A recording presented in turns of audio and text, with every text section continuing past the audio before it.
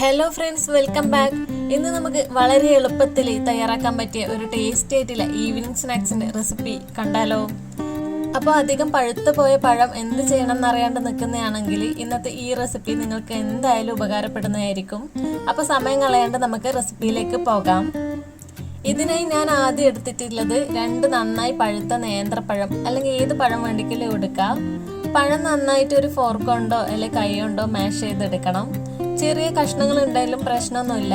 നല്ല മധുരവും സോഫ്റ്റ് ടെക്സ്ചറും കിട്ടാൻ വേണ്ടിയിട്ട് നല്ല പഴുത്ത പഴമാണ് ഏറ്റവും നല്ലത്.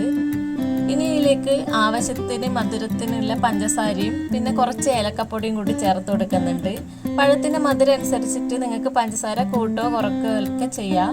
ഇനി ഇതിലേക്ക് 1 കപ്പ് ഗോതമ്പ് പൊടി കൂടി ചേർക്കാം.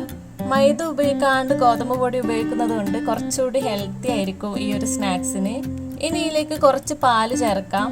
പാലില്ലെങ്കിൽ വെള്ളം മാത്രം ഉപയോഗിച്ചാലും മതി. ഇനി ആവശ്യത്തിന് വെള്ളം കൂടി ചേർത്തിട്ട് ഇതൊരു ദോശമാവിനേക്കാൾ കുറച്ചുകൂടി ഒരു കട്ടിയുള്ള മാവാക്കിയിട്ട് നമുക്കിതൊന്ന് തയ്യാറാക്കിയെടുക്കാം.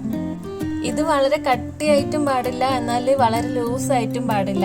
നമുക്ക് പെട്ടെന്ന് എന്തെങ്കിലും എല്ലാം കഴിക്കണം തോന്നുമ്പോൾ ഇങ്ങനെയുള്ള ഒരു റെസിപ്പി ഉണ്ടാക്കി നോക്കിയാൽ മതി. അതുപോലെ കുട്ടികൾക്ക് പഴമെല്ലാം നേരിട്ട് കഴിക്കാൻ ഇഷ്ടമല്ലെങ്കിൽ ഇതുപോലെ ഒന്ന് തയ്യാറാക്കി കൊടുത്താൽ അവർക്ക് വളരെയധികം ഇഷ്ടപ്പെടുന്നതായിരിക്കും. അതുപോലെ പഞ്ചസാരയുടെ അളവ് നിങ്ങൾക്ക് ഇഷ്ടമില്ലെങ്കിൽ പഞ്ചസാരക്ക് പകരം നിങ്ങൾക്ക് ശർക്കരപ്പൊടി കൂടി ഇട്ട് കൊടുത്താൽ കൂടുതൽ ടേസ്റ്റ് ആയിരിക്കും ഉണ്ടാവുക. ഇനിയിലേക്ക് കുറച്ച് തേങ്ങ ചിരകിയതും കൂടി ചേർത്ത് കൊടുക്കുന്നുണ്ട്. തേങ്ങ കൂടി ചേർക്കുമ്പോൾ ഇതിന് നല്ലൊരു ടേസ്റ്റും പിന്നെ കുറച്ചൊരു ക്രഞ്ചിനെസ്സും കൂടി കിട്ടും. ഇനി ഇതെല്ലാം നല്ലോണം ഒന്ന് നമുക്ക് മിക്സ് ചെയ്തെടുക്കാം. ഈ ഒരു കട്ടിയിലാണ് ഞാൻ ബാറ്റർ തയ്യാറാക്കി എടുത്തിട്ടുള്ളത്. ഇനി നമുക്കൊരു പാൻ ചൂടാക്കാൻ വേണ്ടിയിട്ട് വെക്കാം. പാൻ ചൂടായതിനു ശേഷം ഇതിലേക്ക് കുറച്ച് എണ്ണയോ അല്ലെങ്കിൽ നെയ്യോ ചേർത്ത് കൊടുക്കാം.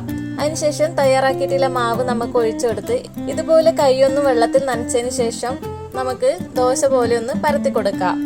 അധികം കട്ടിയില്ലാണ്ടോ അല്ലെങ്കിൽ വളരെ നേർത്തതോ ആയിട്ടുള്ള രീതിയിൽ നമുക്കിതൊന്ന് പരത്തി കൊടുത്താൽ മതി. ഇനി ഇതൊന്ന് ചെറിയ തീയിൽ വേവിച്ചെടുക്കണം.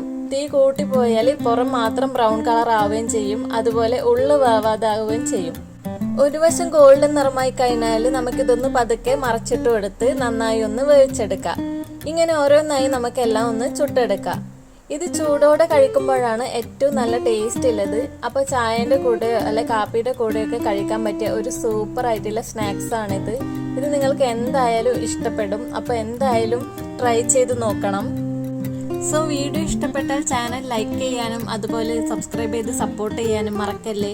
അപ്പോൾ അടുത്ത പുതിയ റെസിപ്പിയുമായി നെക്സ്റ്റ് വീഡിയോയിൽ കാണാം.